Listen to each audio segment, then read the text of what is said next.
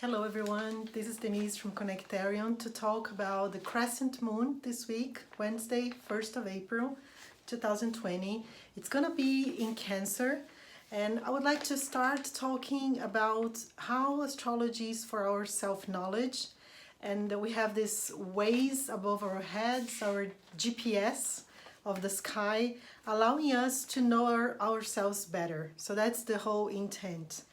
So the crescent moon is about what do we want to see growing. So if in the new moon we plant a new seed and start a new idea, a new process, something new inside us, copying the nature. In the crescent moon, it's the week of the month that we want to see it growing. So we have now the sun in Aries and the moon in Cancer. So the thing that needs clarity, we have this impulse in Aries, talking about energy, about going forward, about being brave, energetic. And the moon, which is our emotional side in Cancer, saying we need to settle down, we need to go for intimacy, for nurturing ourselves emotionally, for looking inside, family, motherhood, all this intimate space. So those two principles are we need to find a balance between them because they can be quite differently. We have a very special week in terms of astrological events, full of new events.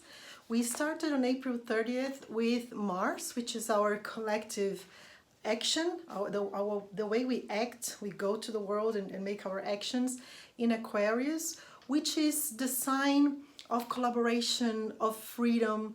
We are now seeing the sky more Aquarian, let's say, because Saturn is also there. So it's a kind of Aquarian way of thinking already, which is seeing the future, is a sign that is ahead of its time. It's about technology. We are seeing a lot of the use of technology. Aquarius is all about that, how we can connect different groups into one cause.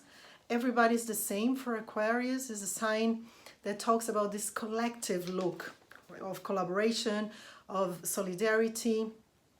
So we are all the same. One important aspect of Aquarius is what we would like to break free from. It's all about freedom, but breaking free from behaviors or way of thinking that we have been going on, right? So this beginning with this very impulsive Mars, or very electrical Mars, actions talking about the future, and the week starts with an aspect that is kind of breaking our actions, or stopping our actions, which is an aspect with Saturn. So at the same time that Mars is asking us to break free from, Saturn, which is the old man, the wise man, the strict professor that we have in life, is saying, wait a minute, you need cautious, you need patience. It kind of stops us from all the freedom we would like to put into the world, causing us this anxiety. We want to go, we want to be free, but we can't. So we are in isolation, we are seeing restriction. It's much more narrow when we have Saturn, because it requires us to be more responsible, to make good choices. So that's the challenge of this week. This week we also start another very important conjunction in the sky when two planets are together.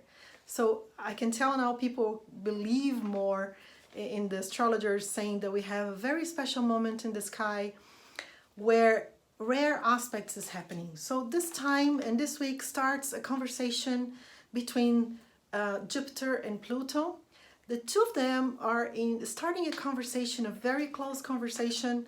And this is the first time in the year they're going to talk in April. Then they see each other again in the end of June, July, and a third time in November. So those two together is saying, if we want to recall mythology, Jupiter is the god of the sky and Pluto is the god of hell, of what is really underneath, the underground world. So those two together, yes, talks about destruction, about deconstruction, for us to build something different with more faith, with more knowledge. So it amplifies our unconscious. It's like the Jupiter in mythology is the one who has the lightning from his hands. So if he throws, it's like he has thrown a lightning in the floor, opening up all that is underneath for us to see what is very deep unconsciously. We are now being able to see. We are now with the ability to really have a look at it. What else? So all of this that we are going through is really for us to get into what matters the most. So we're seeing all these restrictions. We are required to have more resilience for us to see what really matters. We also have this week a reunion between Mercury and Neptune, for the ones that likes and study astrology. But it talks about our communication. We need to be careful about not being too imaginative, and the communication can have miscommunications towards Thursday, Friday of this week. Careful with fake news during this period. Another astrological important event is the change in Venus sign. So Venus rules our relationships, what we value the most. So it's leaving Taurus and entering Gemini, which is the sign of communication, of exchanging, the sociable sign. So I think we never valued that much of having a social life.